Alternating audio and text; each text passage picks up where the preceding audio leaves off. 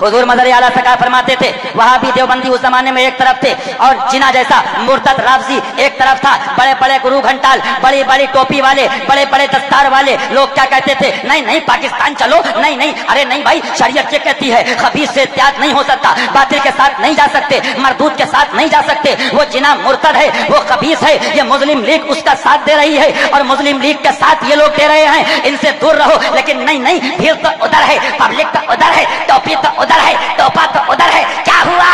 कहने वाले ने अपना फर्ज पूरा कर दिया, टोपी देख के गए थे, पाकिस्तान में टोपा मिला। क्या मिला है?